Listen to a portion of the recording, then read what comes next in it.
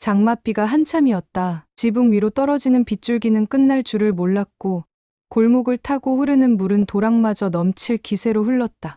누렇게 바랜 우편함이 덜컥거리며 흔들릴 때마다 마을의 오후는 더 깊어져 갔다. 그날 서울 외곽에 자리한 그 작은 마을은 평소처럼 조용했고 마치 어느 한 시절에 멈춰선 듯한 고요함이 감돌았다.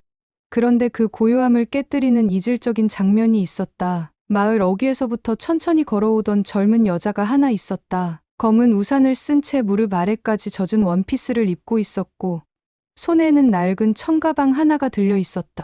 익숙하지 않은 얼굴, 낯선 걸음, 그리고 너무도 조심스러운 눈동자. 마을 사람 중 누구도 그녀를 본 적이 없었다. 그 여자는 비에 젖은 돌담을 따라 병식 씨 집 앞으로 다가갔다. 대문 앞에 멈춰 서서는 마치 안으로 들어갈 자격이 있는지를 되묻는 듯 한참을 망설였다. 빗물은 그녀의 우산을 때리고 발목을 적셨으며 가방끈을 타고 손등 위로 흘러내렸다. 주변에 아무도 없는 것 같았지만 사실 그 순간도 누군가는 창문 너머로 그 장면을 지켜보고 있었다.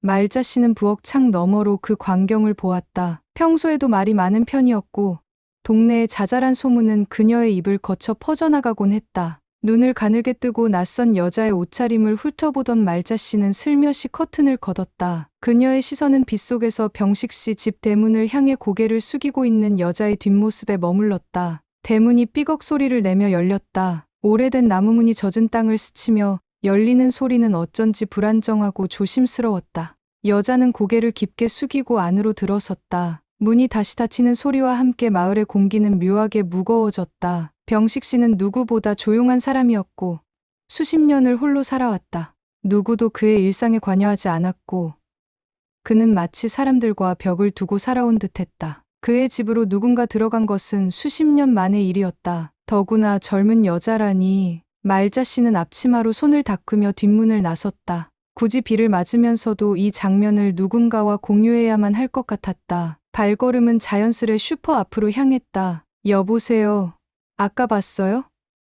병식 씨 집에 여자 하나 들어가더라고? 말자 씨의 목소리는 비에 묻히지 않고 슈퍼 안까지 흘러들었다. 곧 다른 이들도 하나둘씩 고개를 들고 귀를 기울였다. 그 여자가 누구인지, 왜 병식 씨의 집에 들어갔는지 아무도 모른다. 하지만 모른다는 사실보다도 더 자극적인 건 왜 하필 그 집인가라는 의문이었다. 병식 씨는 마을 잔치에도 거의 나오지 않았고 사소한 인사조차 겨우 주고받는 인물이었다. 고요함을 선호하고 그 고요 속에서 세월을 밀봉한 채 살아가는 듯 보였다. 그런 그에게 젊은 여자가 들어간다. 그것도 빗속을 뚫고서? 그날 저녁 마을의 골목마다 잦은 수군거림이 섞인 습기가 돌았다. 낙엽처럼 휘몰아치는 소문들, 들리지 않는 속삭임 속에 작은 마을은 미묘하게 뒤틀리기 시작했다. 창문을 닫는 손끝, 비닐 우산을 털어내는 무심한 동작, 마당의 물기를 쓸어내는 빗자루질, 사소한 움직임에도 이목이 쏠렸고 모두가 모르는 척 하면서도 관심을 거두지 못했다. 아무도 멈추지 못했다. 아니, 멈추려 하지 않았다. 마치 오래도록 기다려왔던 작은 파문처럼 그 낯선 여자의 등장은 묘한 흥분과 불편한 기대를 동시에 불러일으켰다. 병식 씨의 집 문이 닫히는 그 순간부터 마을은 다시는 이전과 같지 않을 것 같은 예감에 잠겼다.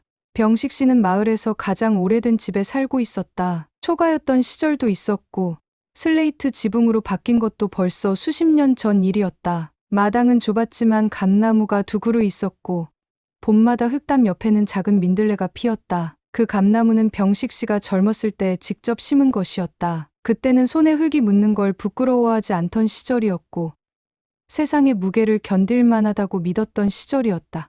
한때 병식 씨는 초등학교 교사였다. 마을 분교였고 아이들은 10명도 되지 않았다. 허름한 교실의 나무 책상과 의자, 칠판은 오래되어 삐걱였고 창틀엔 먼지가 내려앉아 있었지만 그는 그 공간을 참으로 소중히 여겼다.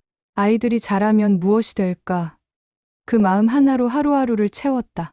하지만 분교는 폐쇄됐고 젊은 교사였던 그는 도시로 가지 않았다. 대신 조용히 마을로 돌아와 혼자의 삶을 선택했다. 시간이 흐르고 사람들은 그를 잊었다. 아니, 일부러 잊은 척했다. 병식 씨는 누구와도 가까이 지내려 하지 않았고 마을 사람들도 그가 은근히 불편했다. 말이 없었고 모임에도 얼굴을 잘 비추지 않았다. 동네 잔치에 초대받아도 늘 마지막에 겨우 얼굴을 내밀 뿐이었다. 그러니 어느 순간부터 그는 그냥 그런 사람이 되었다. 적당히 예의는 지키지만 선을 넘지 않는 거리의 존재. 그런 그가 어느 날부터인가 건강이 눈에 띄게 나빠지기 시작했다.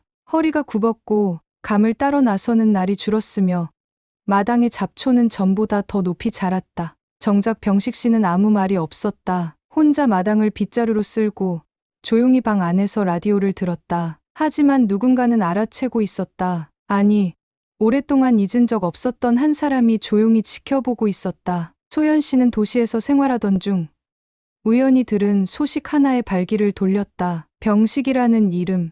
오래전 어렴풋이 기억 저편에 묻혀있던 얼굴 하나가 다시 떠올랐다. 초등학교 시절 세상으로부터 단절된 듯 외로웠던 그때 자신에게 처음으로 따뜻하게 말을 건넸던 사람. 모두가 뒤돌던 순간에도 교탁 앞에 서서 눈을 맞춰주던 단 한 사람.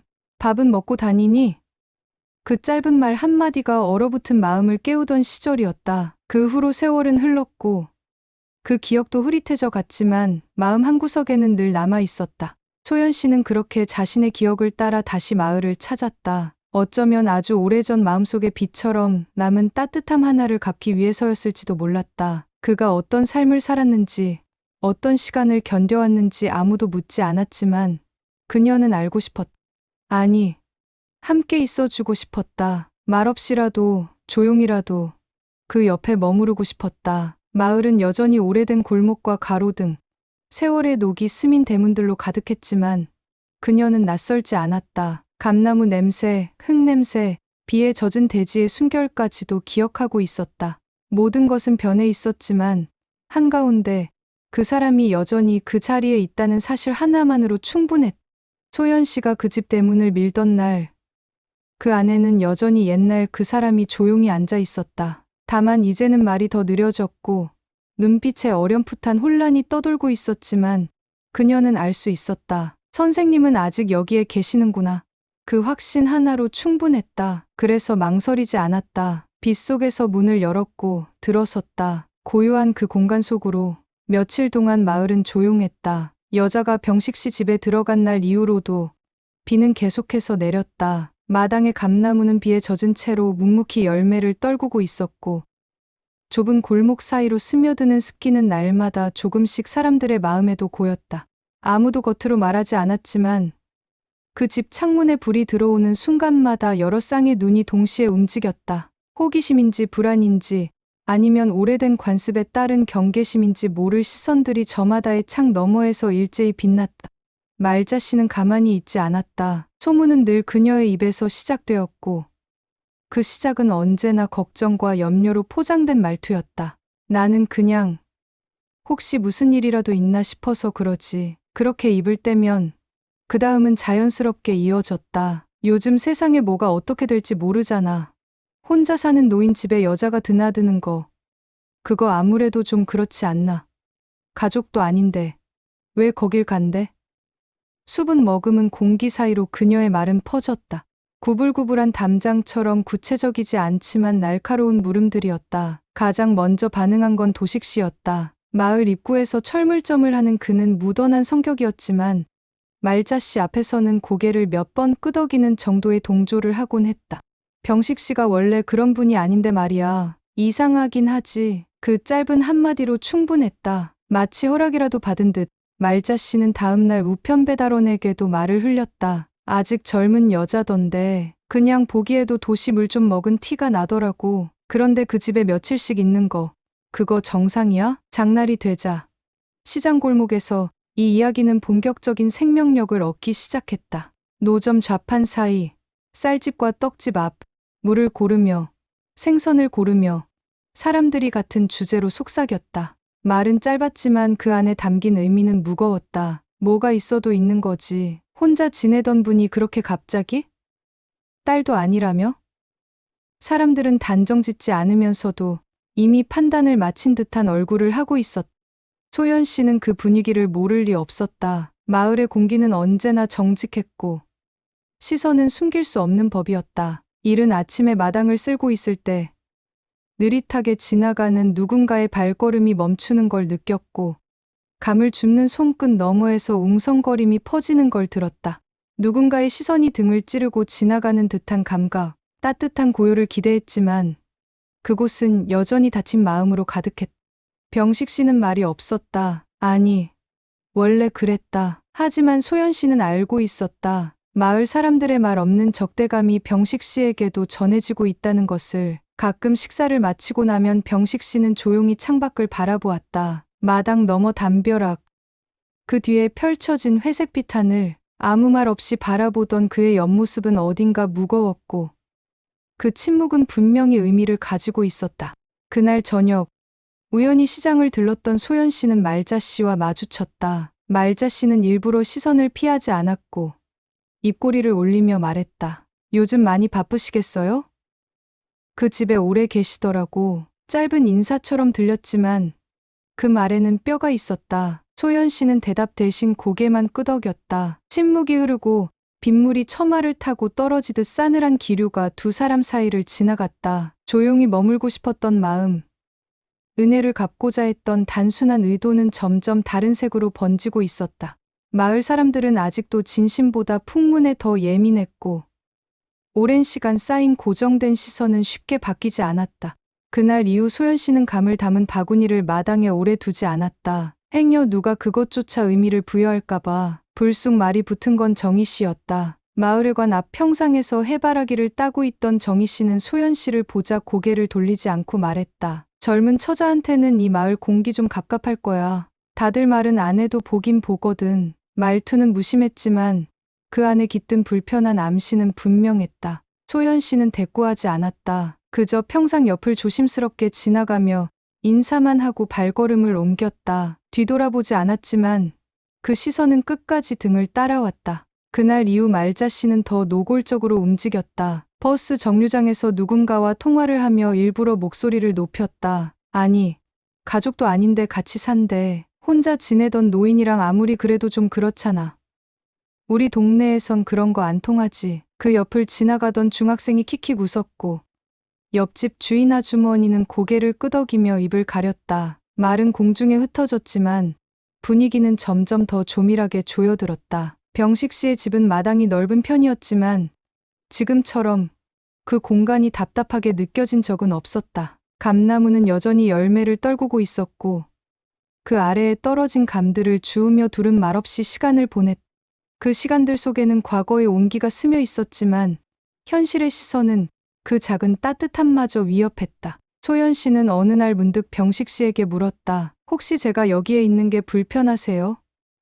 하지만 병식 씨는 고개를 천천히 저을 뿐이었다. 그는 말이 없었다. 그러나 말보다 더 많은 것을 담은 그 고요함 속에 미세하게 흔들리는 시선이 있었다.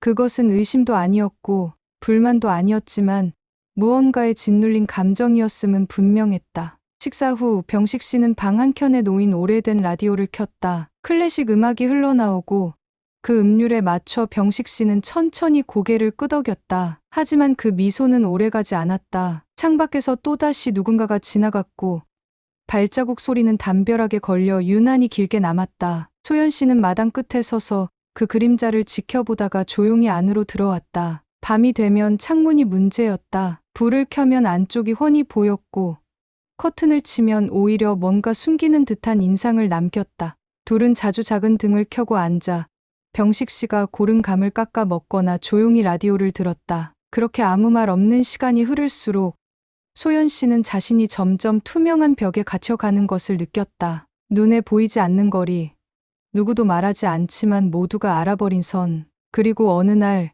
감나무 아래에서 감을 담던 병식 씨가 불쑥 말했다. 나 때문에 고생하지 않아도 돼. 그 한마디는 바람처럼 스쳐갔지만 소연 씨는 아무 대답도 할 수 없었다. 고생이라는 단어가 담고 있는 의미, 그리고 나 때문에라는 서두가 지닌 무게가 그녀의 가슴을 내려앉게 만들었다.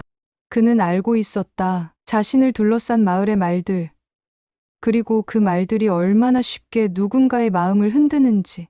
말은 들리지 않아도 공기는 충분히 말해주고 있었다. 그날 밤 병식 씨는 마당으로 나갔다. 촉촉한 흙냄새가 퍼졌고 감나무는 바람에 흔들렸다. 그는 하늘을 올려다보았다. 빗줄기는 멎었지만 구름은 여전히 무거웠다. 뒤따라 나온 소연 씨는 조용히 병식 씨 옆에 섰다. 두 사람은 나란히 서 있었고 아무 말도 하지 않았다. 하지만 그 침묵 속에서 한 가지는 분명했다. 그들이 마주하고 있는 것은 단순한 편견이 아니었다. 그것은 오래된 기억이 아닌 지금 이 순간에도 여전히 살아 숨쉬는 타인의 시선이었다. 비가 멈춘 다음 날 햇살은 어색할 정도로 밝았다. 젖은 땅 위로 가느다란 김이 피어올랐고 마을의 골목들은 다시금 평온을 되찾은 듯 보였다. 하지만 그 평온은 고요 속에 숨은 이물질처럼 불편한 정적을 품고 있었다.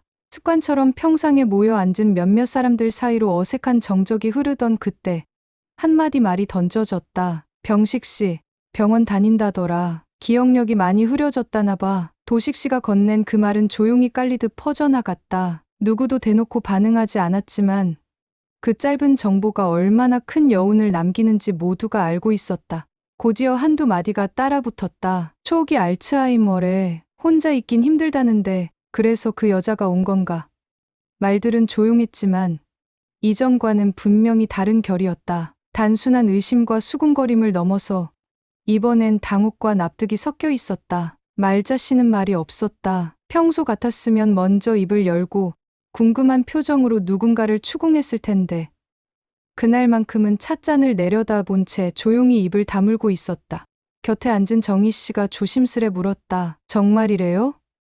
그 여자분이 돌보려고 온 거면 괜히 우리가 말자 씨는 대답하지 않았다. 대신 찻잔을 2번 돌리고 나서야 천천히 입을 열었다. 글쎄 그럼 더 이상한 거지. 가족도 아니고 혈연도 아닌데 왜? 이야기는 그 지점에서 멈추지 않았다. 오히려 그 사실은 새로운 갈래로 마을의 소문들을 재정비하게 만들었다. 마을 사람들은 병식 씨에 대해 알았던 것이 아무것도 없었다는 것을 새삼 느꼈다. 늘 조용했기에 외로움을 겪는다는 생각조차 하지 못했다. 혼자인 걸 당연하게 여겼고 도움을 필요로 한다는 상상을 해본 적이 없었다. 그런데 이제 와서야 그가 점점 무언가를 잊고 있다는 사실을 알게 되자 묘한 죄책감이 퍼졌다. 소연 씨는 그 소식을 누가 흘렸는지 알 수 없었다. 병식 씨와 함께 병원을 다녀온 적은 단 한 번뿐이었고 당시 의사는 조심스럽게 초기 단계라는 단어를 썼다. 그는 아무 말 없이 의사의 설명을 들었고 무겁게 고개만 끄덕였다. 돌아오는 길에 병식 씨는 입을 열지 않았지만 버스에서 창밖을 오래 바라보았다. 유리창에 비친 표정에는 낙담도 없고 두려움도 없었다. 단지 아주 오래된 피로가 내려앉은 듯한 무표정이었을 뿐이다. 그날 이후 소연 씨는 병식 씨의 하루에 더 조심스럽게 다가갔다. 아침이면 차를 끓였고 식사 때마다 반찬을 따뜻하게 데웠다. 병식 씨는 때때로 단어를 놓쳤고 익숙한 물건을 찾지 못할 때도 있었다. 숟가락이 어딨더라 같은 말은 그저 건망처럼 들렸지만 그녀는 알아챘다. 그것이 단순한 실수가 아니라 조금씩 조용히 진행되는 무엇이라는 것을. 마을 사람들은 아직도 혼란 속에 있었다. 어떤 이는 입을 다물었고 어떤 이는 괜스레 더 조심스럽게 말을 건넸다. 하지만 가장 두드러진 변화는 시선이었다. 그전까지는 날이 서 있었던 눈빛들이 이제는 뭔가를 이해하려는 듯 혹은 피하려는 듯 어딘가 흔들렸다. 병식 씨의 마당을 지나가는 이들은 더 이상 대놓고 바라보지 않았고 골목을 지나는 아이들조차 그 집 앞에 서는 목소리를 낮췄다. 소연 씨는 모든 변화를 감지하고 있었다. 말하지 않아도 듣지 않아도 그 공기의 결이 변했다는 것을. 하지만 그녀는 여전히 조용히 머물렀다. 감을 담고 마당을 쓸고 식사를 준비하며 하루를 보냈다. 바뀐 것은 세상의 시선일 뿐 그녀가 해야 할 일은 처음부터 같았다. 그날 저녁 병식 씨는 혼잣말처럼 중얼거렸다. 그때 내가 있었지. 그녀는 고개를 들었지만 병식 씨는 이미 시선을 잃고 있었다. 과거인지 지금인지 구분되지 않는 시간 속에서 그는 누군가를 떠올리고 있었다. 그것이 누구든 어떤 장면이든 그 속에 소연 씨가 있었다는 것만은 분명했다. 그날은 구름이 낮게 깔려 있었다. 장을 본 사람들은 일찌감치 집으로 돌아갔고 평소 같았으면 평상에 앉아 이야기를 나누던 사람들조차 자취를 감췄다. 습기가 온 마을에 퍼져 있었고 비는 오지 않았지만 눅눅한 공기가 사람들 사이에 말까지 눌러놓은 듯 무거웠다. 그날 소연 씨는 슈퍼 앞을 지나가다 말자 씨와 마주쳤다. 그 옆에는 정희 씨, 도식 씨, 그리고 철물점 아주머니까지 있었다. 습관처럼 목례만 하고 지나가려던 찰나 말자 씨가 입을 열었다. 우리도 좀 알아야 되는 거 아닌가 해서요. 솔직히 그렇게까지 하는 이유가 뭡니까? 그 목소리는 겉보기엔 낮고 차분했지만 그 안엔 오래 누적된 의심과 불신이 겹겹이 쌓여 있었다. 다른 사람들은 말없이 그 자리에 서 있었지만 눈빛은 질문보다 더 직접적이었다. 소연 씨는 한순간 가슴이 조여오는 듯했다. 도망치고 싶었다. 아무 말 없이 등을 돌리고 싶었다. 하지만 지금 이 자리에서 돌아선다면 모든 것이 무너질 것이란 걸 알았다. 병식 씨의 시간도, 그를 향한 기억도, 자신이 품고 있던 모든 진심이 무너질 터였다. 잠시 입술을 깨문 채 숨을 골랐다. 그 공기를 들이마시는데도 시간이 걸렸다. 뺨이 화끈거렸고 눈앞이 흐려지는 듯했다. 그럼에도 불구하고 소연 씨는 조용히 입을 열었다. 그 말들은 더는 미뤄둘 수 없는 오래 묵은 내면의 결정체였다. 그분은 초등학교 시절에 저한테 처음으로 따뜻하게 대해준 어른이셨어요. 한순간 그 자리에 있는 모든 사람들의 눈빛이 흔들렸다. 말자 씨조차 그 대답은 예상하지 못한 듯 입을 다물었다. 소연 씨는 말을 이었다. 제가 어릴 때 집이 많이 힘들었어요. 아버지는 늘 술을 드셨고 엄마는 가끔 며칠씩 집을 나가셨어요. 학교에서도 아무도 저한테 말을 걸지 않았죠. 그런데 그 선생님만 유일하게 제 이름을 불러주셨어요. 급식도 못 받아가는 날엔 도시락 반찬을 나눠주시기도 했고요.